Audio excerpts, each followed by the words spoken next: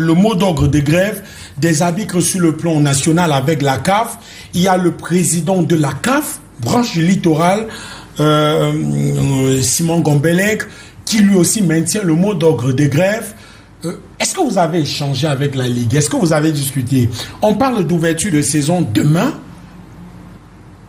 J'imagine que le problème des arbitres vous revient avec insistance. Ça revient peut-être avec insistance, mais il faut laisser à chacun sa responsabilité.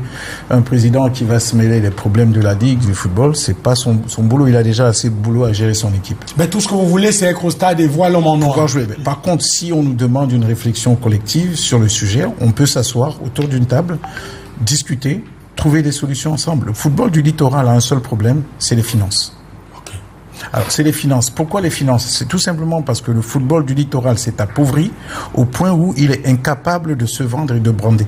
Si tu ne peux pas faire du branding autour du football aujourd'hui, tu ne peux pas demander aux acteurs économiques de venir afficher leurs images sur un terrain qui ne répond pas aux normes. Ça, c'est un premier point. Si nous avons un branding... C'est pour ça que vous avez choisi le stade de Mbappé-Lépé? Nous, on choisit le stade Mbappé-Lépé. C'est une stratégie marketing bien claire. Mais ça va vous coûter. Ça va pas coûter, puisque c'est les sponsors. Si on choisit le stade Mbappé-Lépé, c'est les sponsors qui vont payer le stade. Ils payent le stade pour leur publicité. Nous, on ne fait que jouer au football. Okay. Eux, ils payent pour leur publicité. C'est comme ça que nous, on conçoit la chose. C'est-à-dire qu'à partir du moment où je dresse ma mosaïque branding pour le match, c'est les sponsors qui vont, en fonction de leur rapport, payer l'espace où ils vont placer leurs affiches. Okay. Moi, je vends l'image du club, je vends le football, et j'essaie d'offrir le meilleur football possible pour que les gens se régalent. Okay. Mais c'est pas dans les stades secondaires que les gens vont se régaler. Le problème qu'on a, comme je disais tout à l'heure, il est financier. À partir du moment où la Ligue n'a pas l'autonomie financière de pouvoir aller chercher les acteurs économiques pour pouvoir meubler et renforcer sa caisse, on est en difficulté parce que si on dépend de la caisse centrale et que la caisse centrale est en difficulté, on ne peut pas y arriver. Okay. Voilà. Le sujet de la subvention, on dit l'État a donné de l'argent, machin.